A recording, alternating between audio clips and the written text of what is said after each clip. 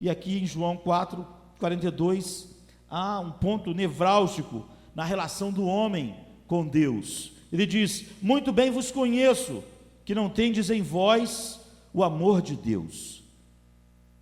A coisa mais natural para nós devia ser pensar de que todos os seres humanos deviam amar Deus, não é? Isso devia ser a coisa mais natural no mundo, quiçá na igreja, não é? Nós devemos imaginar que todas as pessoas do mundo inteiro deviam naturalmente amar Deus. Isso só mostra a verdade da doutrina ofensiva da depravação total humana. Se o coração humano não consegue amar Deus, mostra quão mal é o coração humano. E quando nós pensamos que mesmo dentro daquilo que nós chamamos de igreja na terra, de igreja visível, Deus é tão pouco amado, então nós ficamos mais espantados ainda com a profundidade dessa maldade no homem. Se Deus é tão essencial para cada ser que existe e vive, se o princípio do amor é fundamental para todos os aspectos da nossa vida espiritual, não é? Se só há a felicidade eterna e duradoura no amor de Deus, então nós devíamos imaginar que todos os seres que foram criados por Ele vivem da manutenção diária da sua bondade, iriam amá-lo. Quando nós reconhecemos que esse culto não faz nenhum sentido sem amor, que os hinos que nós cantamos, que a vida que alguém possa levar ou não, não tem nenhum propósito se ela não estiver cheia de um amor por Deus, então nós devíamos imaginar que não devia haver ninguém dentro da igreja visível que não amasse Deus de todo o seu coração. Mas Jesus está falando para pessoas como nós. Eu bem sei que o amor de Deus não está no coração de vocês, não é? A excelência do ser divino, sabe? A cativante obrigação que nós temos para com Ele, já que cada minuto da nossa vida é uma dádiva que flui dele. Qualquer criatura razoável amaria a Deus, independente daquilo que Ele pedisse. Então nós devemos pensar que o amor a Deus devia ser algo universal em todos os homens, que devia haver uma paixão filial no homem por Deus, uma paixão que fosse acima e superasse todas as coisas da vida, todos os seres criados. Mas ai de nós, isso não é verdade. A Bíblia diz que isso não é verdade, e a prática e as coisas à nossa volta gritam para nós: não é verdade. O mundo não ama Deus,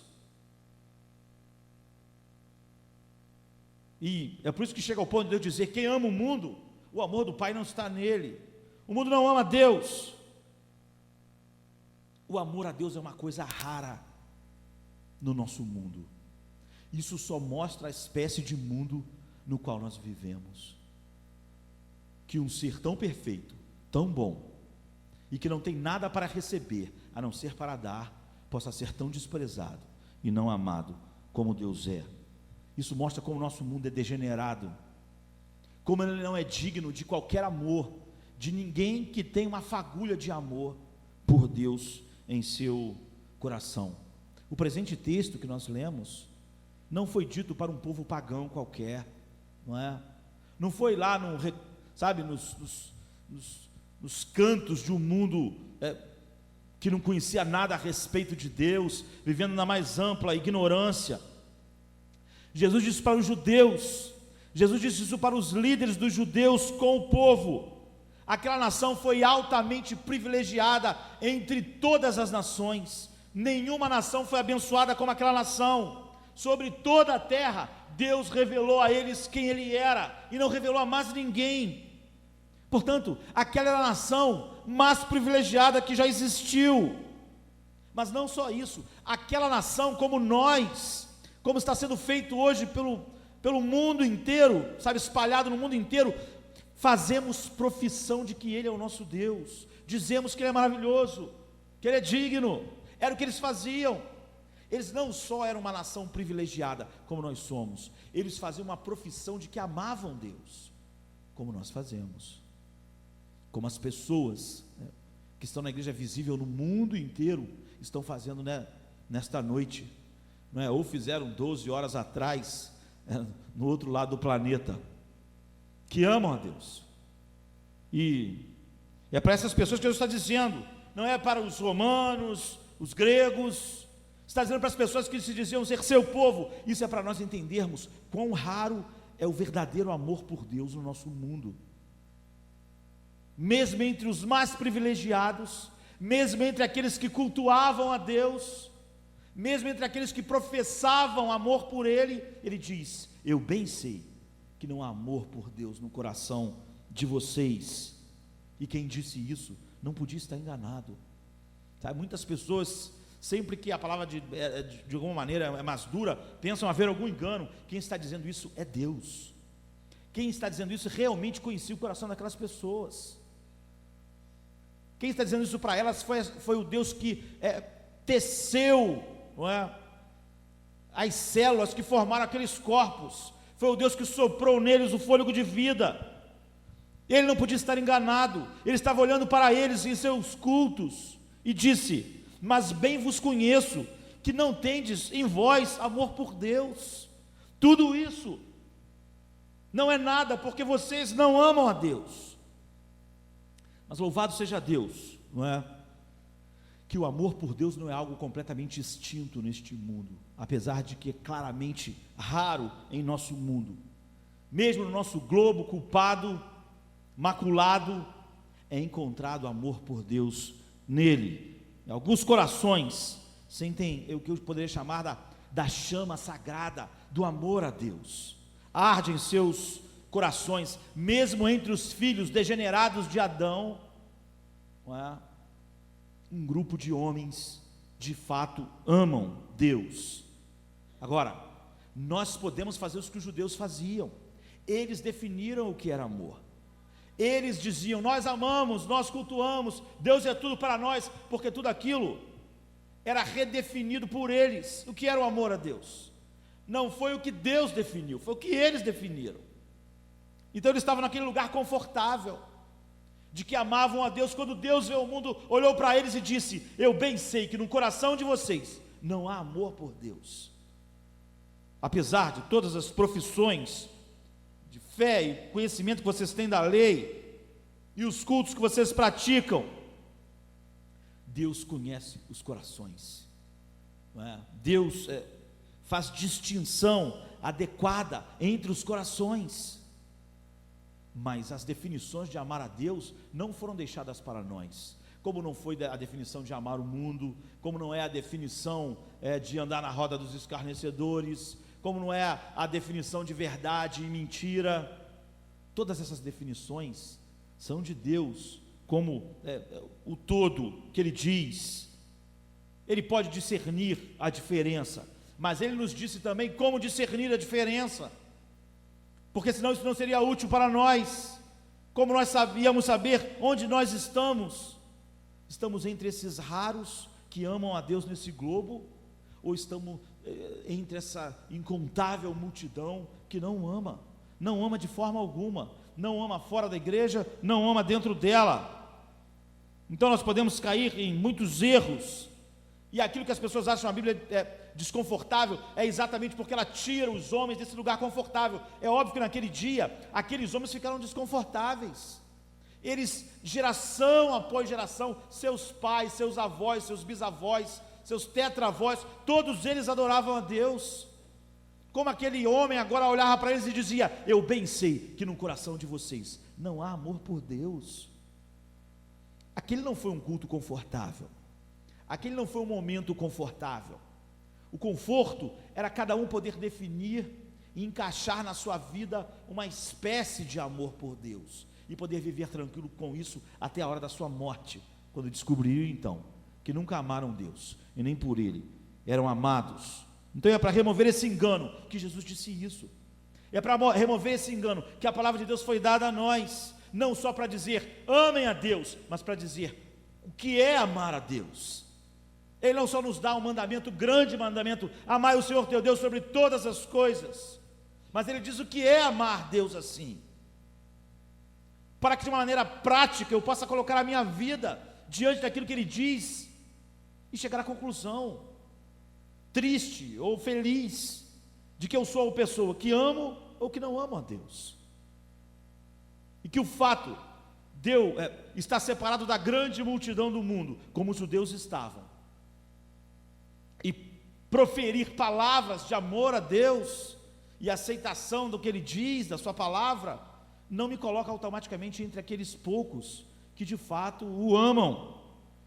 E Ele, através da sua palavra, diz isso para todos os homens, nos tira do nosso lugar confortável, e isso que a instrução faz, sabe? A presença de Deus vem até a nós e nos mostra onde nós estamos e aquilo que Ele requer de nós. E nós podemos dividir isso em 6 pontos, e Deus queira que a gente possa falar rapidamente sobre eles. A evidência de que o amor de Deus está em nós, segundo a palavra de Deus, não é? O resumo disso, em primeiro lugar, é se a inimizade nativa do coração natural contra Ele foi removida. Se aquela inimizade com a qual todo homem nasce foi subjugada por um poder miraculoso que destruiu algo tão forte que dominava todos os filhos de Adão quando eles nasceram no mundo. Em segundo lugar, se meus pensamentos e afetos com carinho peculiar repousam sobre Deus além de todas as outras coisas, sabe, meus sentimentos profundos. Em terceiro lugar, o meu amor é verdadeiro se eu dou preferência a Ele sobre todos os outros assuntos e todas as outras pessoas que existem no mundo, de tal maneira que isso fique tão claro, que a relação, quando é colocado um contra o outro, parece que eu odeio a outra coisa, de tão grande é a preferência que Deus ocupa no meu coração. Em quarto lugar, o meu amor por Ele é verdadeiro se eu trabalho na conformidade daquilo que eu sou, naquilo que Ele é. Ou seja, todo o plano de salvação tem esse propósito, me conformar à imagem de Cristo. Se a minha vida diária é uma luta nesta direção, então, esse é um amor verdadeiro. Em quinto lugar, se você gosta de, em todas as ordenanças e meios de graça de Deus, estar em comunhão com Ele, se isso é uma motivação diária em seu coração, a Bíblia diz, isso é fruto de um coração que o ama. Em sexto lugar, se Deus se torna algo tão grande em sua vida, que o seu grande prazer, todos os dias, é agradá-lo, obedecendo os seus mandamentos, e para isso você estuda a palavra de Deus, e não define o que são as coisas mediante os seus confortos, né, ou as suas facilidades, mas redefine a vida em direção àquilo que Deus definiu ser um coração que o ama. Então, em primeiro lugar,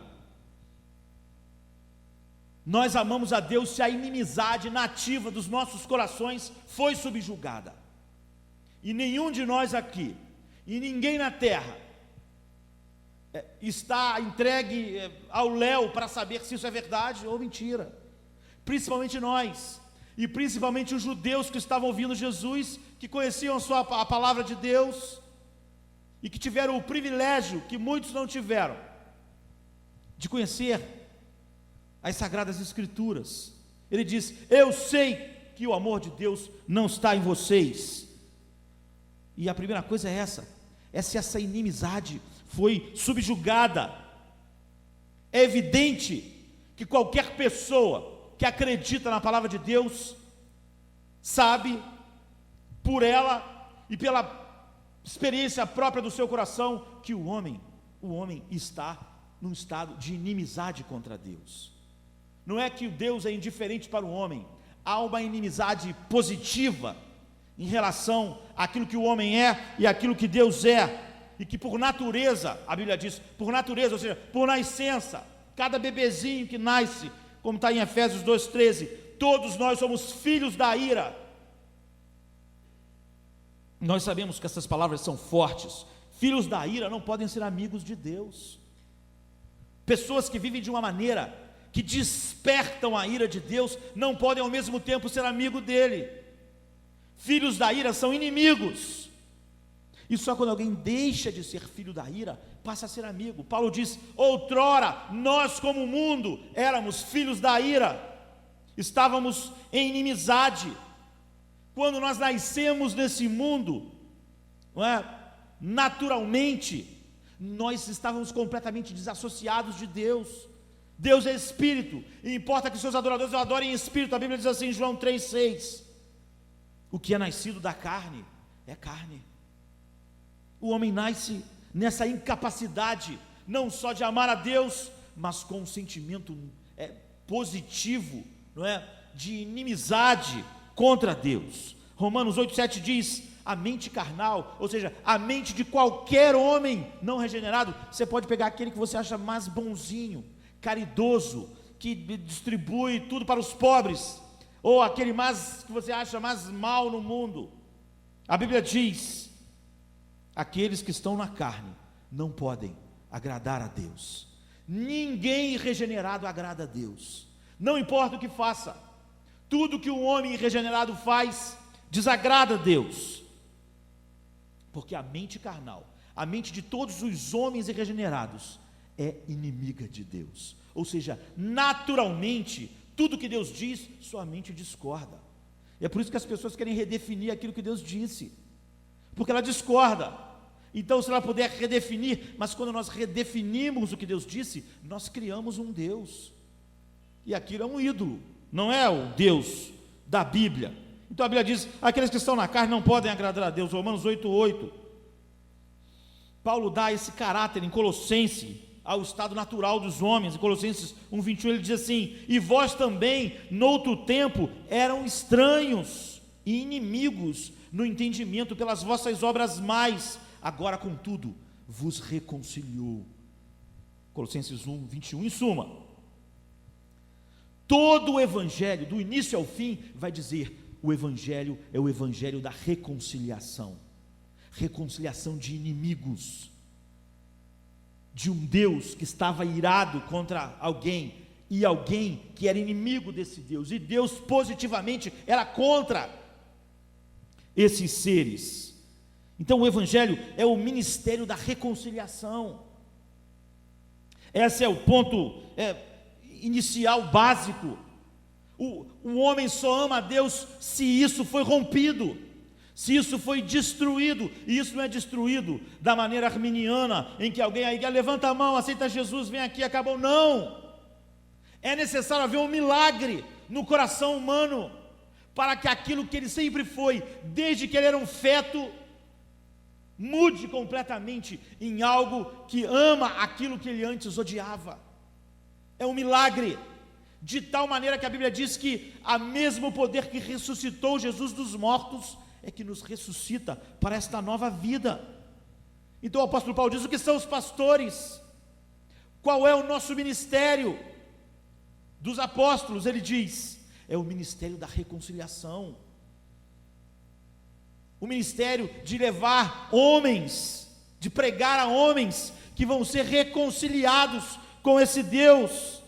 Então em 2 Coríntios 5, 18 a 20, Paulo diz: e tudo isso provém de Deus, que nos reconciliou consigo por meio de Jesus Cristo, e nos deu o ministério da reconciliação. Isto é, Deus estava em Cristo reconciliando consigo o mundo, não lhes imputando os seus pecados, e pôs em nós a palavra da reconciliação, de sorte que somos embaixadores da parte de Cristo, como se Deus por nós falasse. Rogamo-vos, pois, da parte de Cristo, que vos reconcilieis com Deus.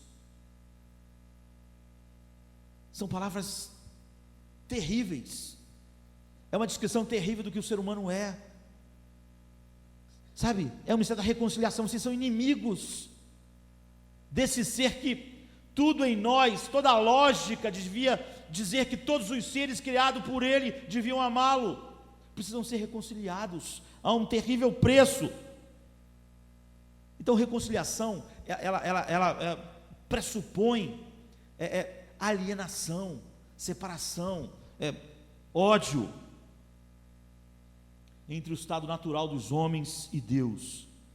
E as Escrituras deixam claro que o chamado cristão e os chamados cristãos são as pessoas em que esse ódio, em que essa natureza foi simplesmente destruída pelo poder infinito de Deus. E todas as suas naturais disposições contra Deus, todas as naturais disposições de não obedecê-lo, todas as naturais disposições de escrever a sua própria história, todas as naturais disposições de escrever suas próprias definições do que é mal e do que é bom, todas as naturais sentimentos de que nós estamos sendo violentados quando Deus diz para nós o que é o certo e o que é errado, são rompidas em nós, na regeneração, e nós somos trazidos com afeto novo, com coração filial. Isso não é o que acontece enquanto você simplesmente dorme. Isso não pode acontecer com você sem você perceber.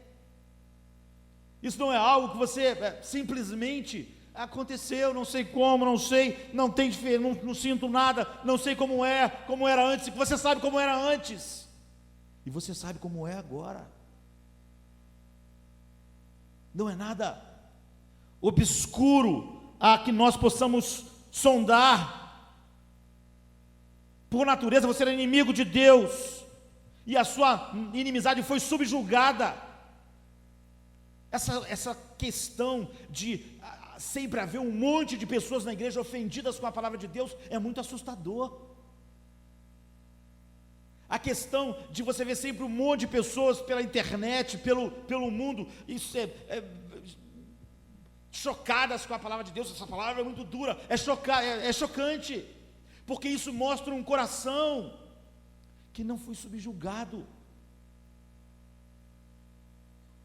Essas pessoas dizem que amam a Deus, mas a primeira evidência do amor a Deus é a inimizade ter sido rompida. É essa ânsia por redefinir quem Deus é, sua palavra, ou então achar Deus duro demais. Quem na Bíblia achava Deus duro demais? Caim. Caim achou Deus muito duro e falou: quem pode suportar tanta dureza? Abel não achou. Quem achava que Deus não estava sendo justo? Esaú. Quem achava que Deus não estava sendo correto? Saul. Na Bíblia, sempre quem fica chocado com as decisões de Deus, sempre quem acha que Deus é duro demais, acha que os profetas são duros demais, eram pessoas que tinham um coração não subjugado. Elas podiam fazer parte do povo de Deus, profetizar igual Esaú profetizava. Ou seja, essa mudança de disposição não acontece enquanto você está dormindo. Não é passada uma borracha na sua cabeça para você não lembrar como você era antes.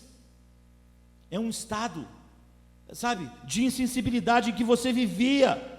Insensibilidade com a palavra de Deus. Tudo nela te perturbava. A mesma palavra que faz algumas pessoas caírem de joelho em prantos, faz outras pessoas ficarem ofendidas. Qual é a diferença entre elas? É o coração. Não é que uma é boa e outra má. As duas nasceram iguais, mas é óbvio que há uma resposta no coração diferente. Estar na igreja não muda isso. É por isso que Jesus está olhando para aqueles homens, está olhando para Israel e dizendo: eu sei que o amor do Pai não está em vocês. Então é algo que você experimenta, você sente que houve uma mudança em seu interior e de disposição para com Deus. Se a graça divina nunca mudou essa disposição no seu coração, você não ama Deus, é o que a Bíblia diz. Você pode ter certeza de que o amor de Deus não está em você. Você pode ter certeza que aquilo que Jesus falou diz respeito a você. E se essa mudança aconteceu, você sente que ela aconteceu. Você nunca vai poder dizer: eu não sei qual a diferença. É uma diferença terrível entre estar morto e vivo, entre ser sensível e não ser sensível. Não é uma diferença imperceptível, ela é toda perceptível, e ela começa com uma experiência que é impossível você não saber. Ela começa com um sentimento de horror máximo ao que você era antes, de horror máximo ao mundo que não ama Deus, de horror máximo ao pecado que você amava. É algo tão diferente que é impossível você não saber, você não perceber, a não ser que você esteja comprometido com o engano, como aquela geração que estava à volta de Jesus. A diferença entre as excelências de amar Deus e de sentir indiferença, e só conseguir amar aquilo que o Deus que você podia conceber. Então esse amor sempre inclui isso, sabe? Ele começou numa crise onde você viu toda a feiura do que era a sua resistência a Deus, sua falta de amor a Ele e o seu mundo. Portanto, ninguém que passou por isso pode simplesmente dizer: eu não percebo se há uma diferença de verdade em meu coração. Então, façam um inquérito, ouçam a voz de Deus. Sem o amor a Deus, tudo será inútil no fim. É o que ele está dizendo para aquelas pessoas: eu bem sei que em vocês não está o amor de Deus. E lá estavam homens extremamente religiosos, uma nação religiosa. Em segundo lugar, é evidente que se você tem amor por Deus, os seus pensamentos e afetos levam você de maneira carinhosa para Deus, acima de todas as outras coisas. Nenhuma dessas coisas são coisas que o homem não pode verificar em seu próprio coração. Isso é tão óbvio ao senso comum, que nós não precisávamos nem abrir a Bíblia para percebermos isso. Se você ama alguém de maneira especial, ou se você ama alguém sobre todas as coisas, parte dos seus pensamentos e afetos vão estar sempre ligados àquilo. O afeto de alguém que ama outra pessoa persegue essa pessoa, pensa nessa pessoa, quer essa pessoa, pensa nessa pessoa durante todo o tempo. Spurgeon, numa das suas escritos, diz: nos últimos 40 anos eu não passei 20 minutos sem pensar em Deus. Algumas pessoas parecem exagerado, mas não é verdade. Isso é um coração que ama a Deus. Davi era assim. Davi olhava para a pedra e pensava: tu é a rocha da minha vida. Não é assim? Ele olhava para a corça no deserto e pensava: como a corça está ali sedenta bebendo, é assim, Deus, que eu sinto sede por ti. Cada coisa que Davi via lembrava ele Deus. Era como se Deus estivesse em todos os lugares. Ele está, mas estivesse visível em todos os lugares para Davi. Isso é amor. Quando você ama extremamente aquilo, o objeto amado está na sua mente. Se pessoas passam dias sem pensar em Deus, um dia sem pensar nele, não podem dizer que o amam, porque isso é contraditório até com o amor mais baixo que os seres sentem por outros seres caídos como ele. Porque se você ama a Deus, então você ama Ele acima de todas as coisas. Ou você não ama. Por quê? Porque Ele está sobre todas as coisas. Ou alguém ama a Deus assim ou não o ama, é o que a Bíblia diz. E se esse amor ele é prevalecente sobre todos os outros amores, a pessoa que você mais pensa é Deus. A pessoa que enche mais seu coração de pensamentos carinhosos é o seu Deus. O verdadeiro amor é isso, sabe? Você tem pensamentos afetuosos a respeito de Deus. Nosso tempo sempre é curto e anda mais rápido do que podia. Você pensa nele com mais frequência do que pensa nas outras coisas que você gosta. E quando você pensa, você sente mais deleite nisso do que nas outras coisas. Não é evidente que muitas pessoas não são assim? Não é evidente que grande parte das pessoas que enchem os lugares de culto não pensam em Deus a não ser como o mundo pensa? Que homem você conhece que quando o avião está caindo não lembra de Deus? Quando sente a dor no peito? Ou quando tem uma necessidade? Não é verdade que grande parte das pessoas que enchem os lugares de culto não pensam em Deus? Não tem Deus em suas mentes, nem em seus afetos? Redefinem a verdade exatamente para poder viver uma vida que o desonra? que não é Deus o seu objeto do seu pensamento favorito, que não consegue ficar sozinho pensando nele, pensando naquilo que ele é. Então, coloque o seu coração sob esse inquérito, ainda que essa não seja uma posição confortável.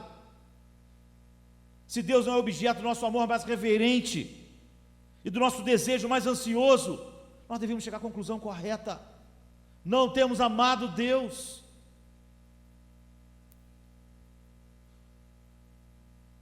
Essa é a verdade que, por mais dura que seja, nós temos que chegar em nossas vidas. Se tivermos uma resposta positiva, então nós somos os homens mais felizes do mundo. Se não, está na hora de nós clamarmos a Deus. Há pessoas que podem dar o seu coração por dias a qualquer assunto, a qualquer pessoa, a qualquer diversão, mas não podem dar seu coração por minutos a Deus. Não podem, não conseguem, não sentem prazer, se cansam rápido. E quando nós fazemos culto, então isso é fingir que amamos a Deus.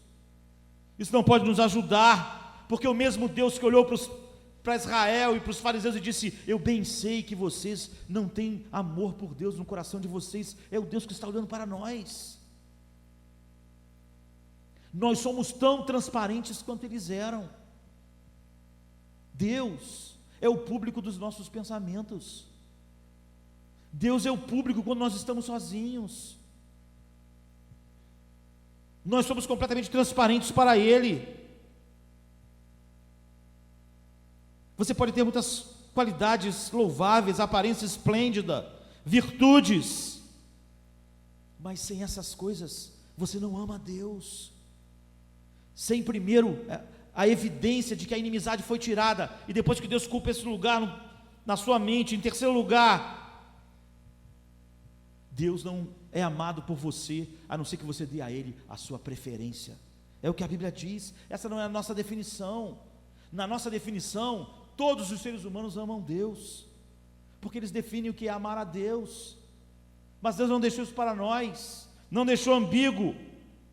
Ele só é amado quando Ele é amado acima de todas as coisas, ou então Ele não é amado. Só quando Ele é amado assim, Ele de fato é amado. Pense em todas as suas preferências, não é? Ele tem esse lugar. Todos os outros interesses, quando se chocam com Deus, perdem, não tem a menor chance, não começa nenhuma batalha, não na especulação, mas na prática. É isso que vai mostrar se nós amamos a Deus. E isso não quer mostrar a Deus que você o ama. Isso Ele já sabe. Ele que olhou para os fariseus e judeus e disse: eu sei que o amor por Deus não está no coração de vocês. Ele já sabe. A questão é que nós devemos descobrir isso rápido. A questão é o que nós sabemos e não o que Deus sabe. A Bíblia foi dada para nós conhecermos coisas, não para Deus conhecer. Ele sabe, Ele conhece, Ele pode dizer isso. Então, as multidões se lisonjeiam dizendo que amam a Deus. Era o que aquela nação fazia, era o que aquelas pessoas faziam. Elas diziam todo dia: nós amamos a Deus, cantavam a respeito disso. Mas Ele tem que estar sobre todas as coisas de tal maneira, tão gritante, que as outras coisas, quando se chocam com Ele, passa uma visão clara a respeito da preferência. Em Lucas 14:26 diz: se alguém vem a mim e não odeia o seu pai, a sua mãe, a sua esposa e seus filhos, e suas irmãs e irmãs, sim, até mesmo a sua própria vida, esse não pode ser meu discípulo. Você pode pensar: olha, que história é essa de ódio? Jesus não está falando sobre um ódio positivo, mas um grau subordinado, não é? Mas que é demonstrado de tal maneira, que age de tal maneira em nós, que é como se nós odiássemos tudo o resto por causa dele. Tudo, quando entra em competição com ele, é tratado por nós de uma maneira tão definitiva, que quem olha para nós tem uma perfeita expressão de algo que parece ser odiado. É como o apóstolo Paulo, por exemplo, diz assim em Filipenses 3, 7 e 8: mas o que para mim era ganho, reputei por perda, por Cristo. E na verdade tenho também por perda todas as coisas, pela excelência do conhecimento de Jesus, meu Senhor, pelo qual sofri a perda de todas as coisas, e as quais considero elas como esterco, para que possa ganhar a Cristo. Você vê, Paulo não considerava as coisas esterco, mas quando elas se chocaram com Deus, ele tratou elas como se esterco fosse. É isso que ele está dizendo. Pedro diz: o mundo não compreende vocês, porque vocês agem como se odiassem as suas vidas.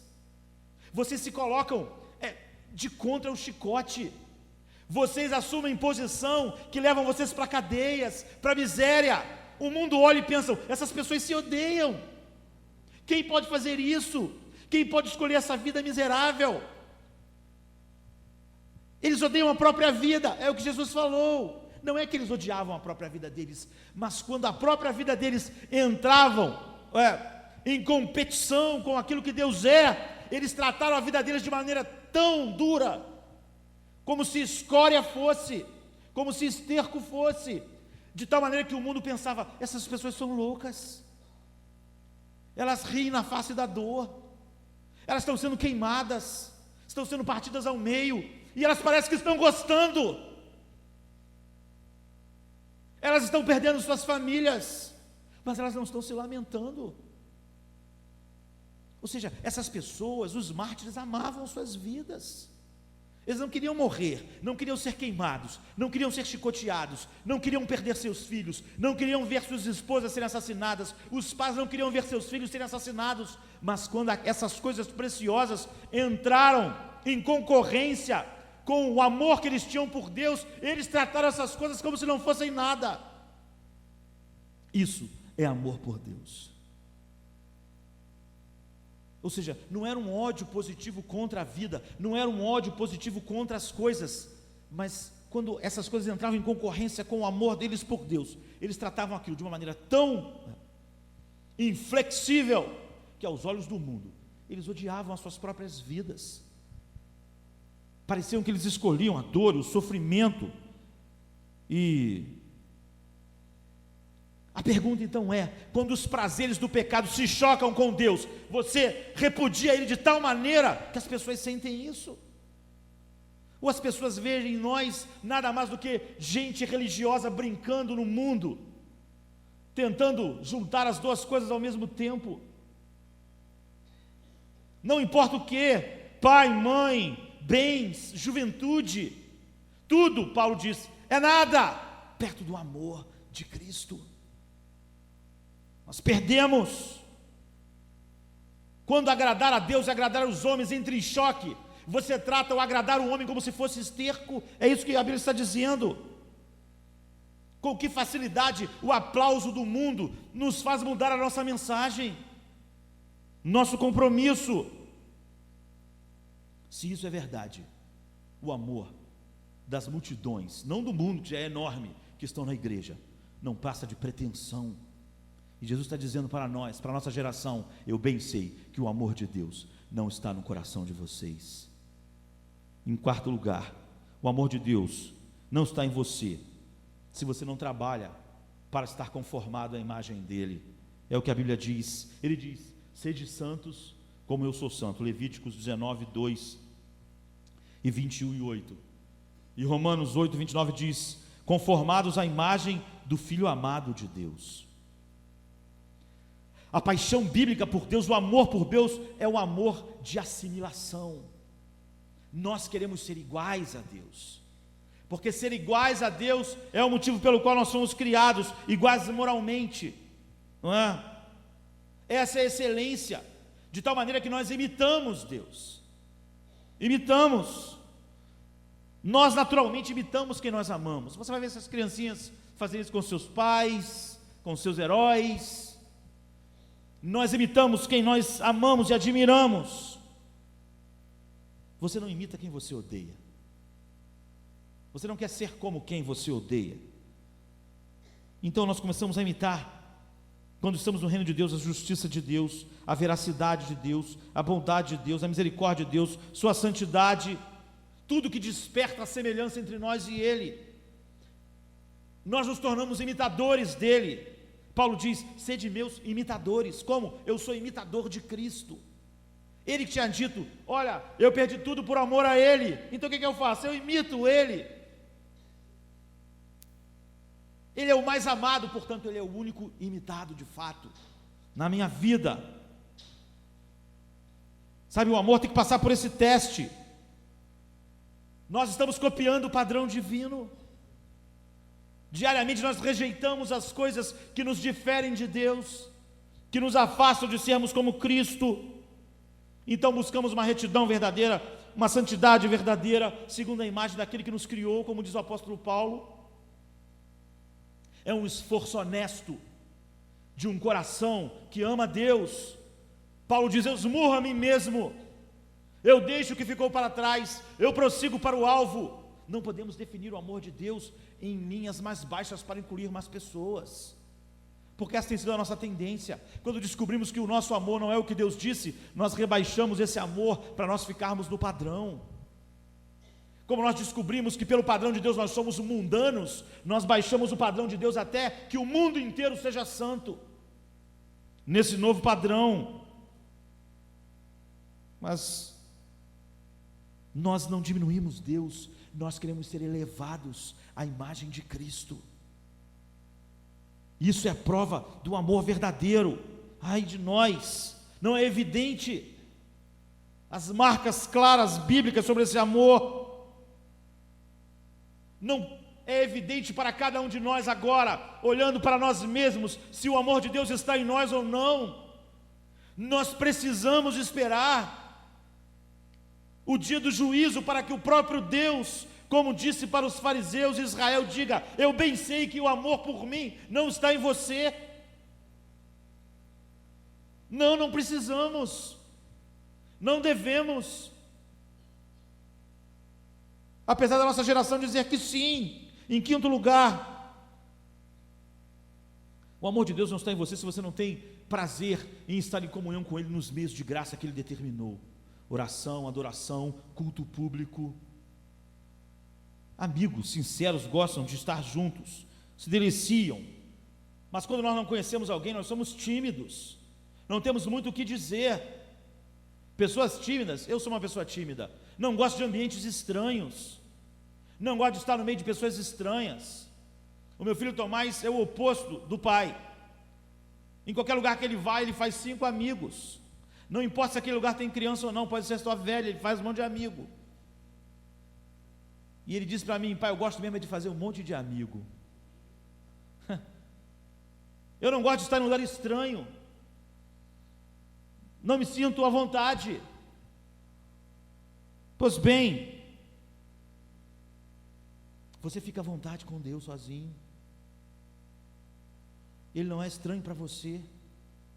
Você não fica igual eu fico quando estou com alguém estranho que não tem muito o que dizer. Estou louco que alguém me chame, ou que aconteça alguma coisa para eu poder voltar para casa, orar, ouvir, meditar, celebrar a morte de Cristo, ir ao trono da graça, privilégios, oração. Isso transforma a vida num paraíso para os filhos de Deus. Isso transforma o nosso deserto, que é o mundo, em algo tão belo, que às vezes nós temos a sensação de fato de estarmos no oásis, no meio da desolação. Ou você fica descontente com isso, ou para você isso é um exercício, é igual estar numa academia, ler a Bíblia. Eu conheço pessoas que são crentes há anos e nunca leram a Bíblia inteira. E conheço pessoas também, não é, que em 1 mês, 2 leram a saga do Harry Potter inteira, 7 livros. Conheço gente que viveu a vida inteira na igreja e nunca leu a Bíblia inteira. Devia ter lido várias vezes. Eu tenho absoluta certeza que nunca vai poder dizer a Deus que não teve tempo.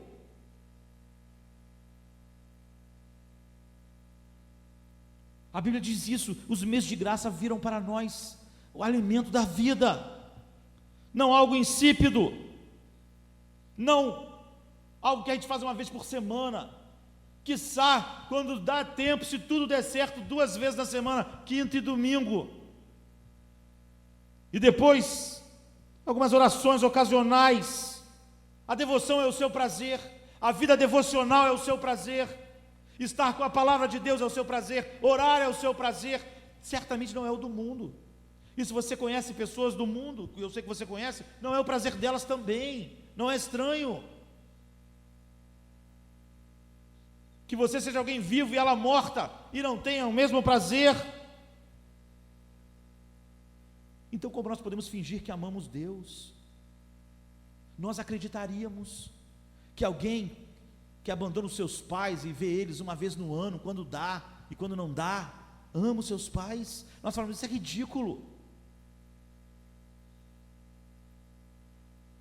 Nós não aceitaríamos esse tipo de amor entre nós, mas esse tem sido o amor que nós falamos que é verdadeiro em relação a Deus, e achamos ofensivo e duro demais quando alguém vem e diz, não é amor a Deus, não é o verdadeiro amor, nos sentimos ofendidos,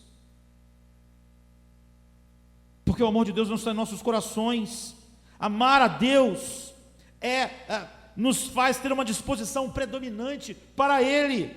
Olha o que as pessoas que amaram a Deus na Bíblia dizem, no Salmo 62:1, a minha alma encontra descanso em Deus. Você tem pressa de sair do descanso? Você fica louco que acabe o feriado? Não. Você fica agoniado com as férias? Você fica pedindo para não chegar a aposentadoria? Não. Você queria que o feriado demorasse para sempre. Davi diz, Deus para mim é um grande feriado, eu não quero que acabe, Ele é o meu descanso. Ninguém fica cansado do descanso, mas quando Deus é o nosso trabalho, então nós começamos a olhar para o relógio, porque no trabalho nós cumprimos o que nos foi ordenado, mas o nosso descanso, nós jogamos o relógio fora. Davi diz, Ele é o meu descanso. No Salmo 63:1 ele diz, ó Deus, Tu és meu Deus, sinceramente eu busco a Ti, a minha alma tem sede de Ti, meu corpo anseia por Ti, como numa terra seca e cansada, onde não há água. Ou seja, Deus, eu não desejo mais nada, porque o mundo inteiro para mim é uma terra seca e sem nada, e Tu é a água da minha vida. Amém, queridos? Esse homem ama Deus, ama Deus. No Salmo 42:1-2 ele diz assim, como suspira a costa pelas correntes das águas, assim a minha alma suspira por Ti. Isso é amor por Deus. Ao redefinirmos Ele no estado baixinho, nós vamos fazer o mundo inteiro amar Deus, mas o mundo inteiro vai ouvir de Jesus. Eu sei que o amor de Deus não está no coração de vocês. Qual vantagem era de Israel inteiro ser o povo de Deus, quando Deus podia olhar para eles e dizer, o amor por mim, eu não estou vendo amor nenhum no coração de vocês por mim. Eles não podiam, na definição deles de amor, eles amavam a Deus, mas não amavam em sexto lugar, graças a Deus, não é? Porque no 7º a gente vai descansar. O amor de Deus não está em você, a menos que ele se torne um grande negócio da sua vida, agradar a Deus, mantendo os mandamentos de Deus. Obedecer a Deus não tem nada a ver com a igreja,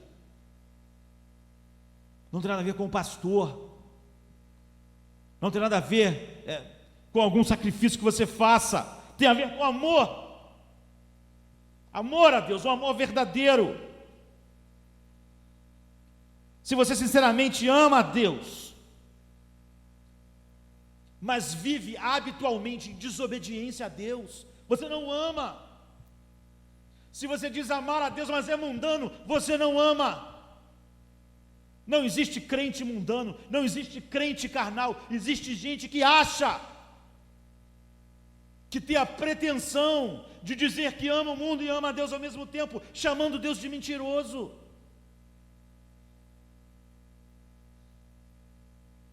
A Bíblia não dá esse espaço para nós redefinirmos, João 14,15 diz: se você me ama, você vai me obedecer.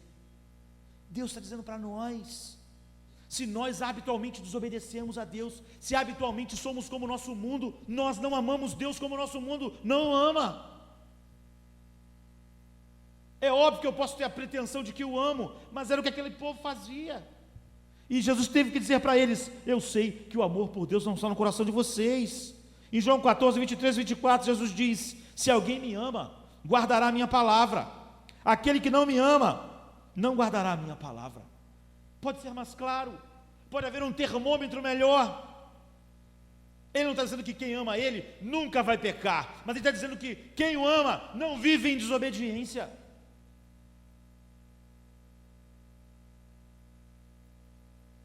Porque o ama, em João 15, 14 diz: vocês vão ser meus amigos se vocês fizerem o que eu mando vocês fazerem. Se não fizerem, não são meus amigos, são meus inimigos. Não deixe espaço, este é o amor por Deus, essa é a definição de Deus. João diz em 1 João 5,3: nós guardamos os seus mandamentos, e os seus mandamentos não são pesados para nós, porque nós o amamos. Não há um peso em nós, não há sensação de perda. Você tem uma obediência alegre a Deus. As restrições que Deus tem em relação àquilo que o mundo é, te alegram, te fazem feliz. Não há uma regra aqui para quem tem 15, 20, 30, 50, 100. A questão é quem ama e quem não ama a Deus, não é? Agora, quando nós temos pecados favoritos, a tal ponto que nós redefinimos a Bíblia, redefinimos as definições bíblicas, colocamos nossas definições, insistimos com eles, o que nós estamos dizendo, o que pode ser mais claro? Nosso amor tem que passar pela grande prova da Bíblia, ou ele não é verdadeiro, e se ele não for verdadeiro, ai de nós. Eu falei 6 pontos, algum de nós tem coragem de redefinir esses pontos ao contrário, e dizer que ama a Deus? Por exemplo, nós falamos em primeiro lugar, que se você ama a Deus, a inimizade natural que você tinha, as verdades, os mandamentos de Deus, a pessoa de Deus, foi quebrada completamente. Você teria coragem dessa noite de dizer para Deus assim: Senhor, eu te amo, embora minha inimizade contra ti continue, e eu sou insubmisso a ti e a tua palavra? Você teria coragem de fazer essa declaração? De dizer: eu te amo apesar de ser seu inimigo, eu te amo mas não gosto do que tu diz? Não teria coragem, porque nós não podemos racionalmente refutar o que Deus disse. Em segundo lugar, nós falamos que nós só amamos Deus quando amamos Ele acima de tudo. Você tem coragem de dizer para Deus nessa noite: ó Deus, eu te amo, embora os meus pensamentos e afetos nunca estão em você, embora eu pense só nas coisas da terra e nas pessoas da terra e nas amizades da terra, ainda assim eu amo você acima deles. Você teria coragem de dizer isso? Em terceiro lugar, nós falamos que quando nós amamos Deus de verdade, nós preferimos Ele acima de todos os nossos interesses. Você poderia dizer a Deus essa noite: eu te amo acima de tudo, embora eu prefira 1000 coisas na tua frente? Não teria. Porque uma coisa é nós vivermos uma mentira, outra coisa é termos coragem de dizer ela claramente para Deus. Em quarto lugar, nós falamos que quem ama a Deus de verdade tem prazer nos meios de graça, oração, comunhão com Deus. Você poderia dizer para Deus hoje: ó Deus, eu te amo acima de tudo, embora eu não tenha prazer de conversar contigo. Eu tenho um prazer enorme em ti, eu amo você acima de todas as coisas, mas eu acho a Bíblia chata. O máximo que eu posso suportar é 2 cultos na semana. Eu te amo acima de tudo, mas não posso passar 20 minutos contigo sozinho, sem ficar entediado. Não teria coragem. Em quinto lugar, dissemos que nós amamos a Deus acima de todas as coisas, e tão somente, sim, todas as coisas nós fazemos em nossas vidas para agradar, para ser como Ele é. E nós poderíamos dizer hoje: eu te amo acima de tudo, embora eu não tenha nenhum cuidado para te agradar, e não tenha o menor interesse em ser como tu és. Não poderíamos, porque esses pontos não estão abertos. Nossos próprios corações sabem disso, sabem quão ofensivo é dizer isso para Deus, ou dizer para Deus: olha, eu te amo acima de tudo, embora eu tenha todas as marcas dos teus inimigos. Eu te amo acima de tudo, mas amo os teus inimigos. Eu te amo acima de tudo, mas o meu desejo é ser igual aos seus inimigos. Em todos os meus anseios é ser exatamente como os seus inimigos são. Mas eu te amo. Você teria coragem? Não seria absurdo? Não seria uma falsa profissão de amizade? Não seria um escárnio para com Deus? Mas viver assim não é um escárnio maior ainda do que dizer. Então nosso amor deve passar pelo teste da Bíblia, e não pelas nossas definições. Em nada nós podemos ser ambíguos, porque um dia nós vamos ficar de face a face com Deus, que não é ambíguo. Não é o mundo com a sua ambiguidade que vai estar diante de nós um dia.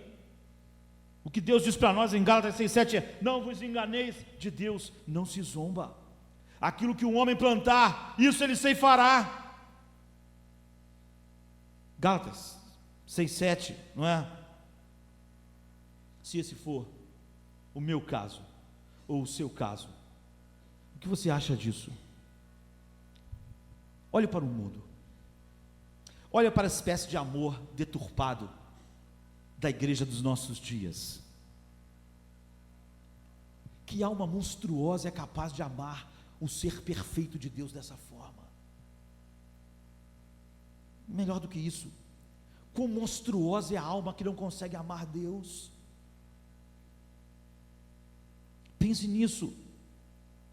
Ele é a excelência de toda beleza e perfeição. Se nós chegarmos à conclusão de que não podemos amar a excelência da beleza e da perfeição, quão monstruoso nós somos. Isso é um homem natural. Quem não pode amar a origem e o autor de toda a vida, que você vê espalhada pela mão de Deus em todos os lugares? Que tipo de coração é esse? Se nós não podemos amar o benfeitor que nos fez respirar e nos dá sustento, nós podemos amar quem? Se nós não podemos amar em quem nós vivemos, existimos e respiramos, se nós não podemos amar aquele que em si mesmo é a felicidade final para a qual nós fomos criados, então que estado é esse que nós estamos vivendo? Que fim isso merece? Se você pode amar um filho, se você pode amar seu pai cheio de defeitos, se você pode amar seu filho a tal ponto de encobrir os seus defeitos,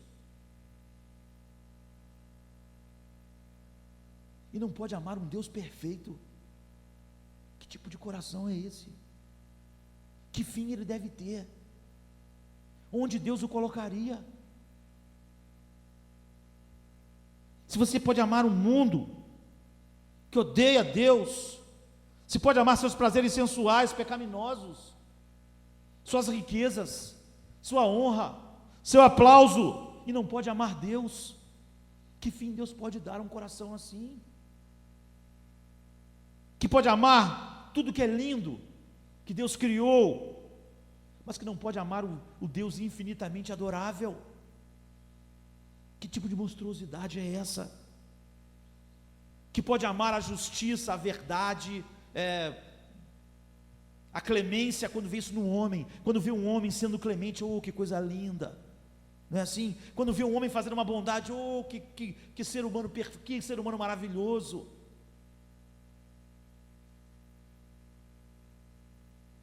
Onde essas coisas aparecem com imperfeição, o homem chora. Quantas vezes cristãos que nunca podem chorar diante de Deus, vê um ser humano fazendo uma bondade, ele chora, fica comovido. Aquela bondade cheia de defeitos, aquela bondade que talvez seja vista por Deus como um pecado.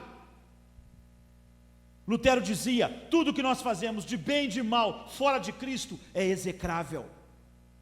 Mas aí as pessoas se comovem: que bondade, que sabedoria, que misericórdia.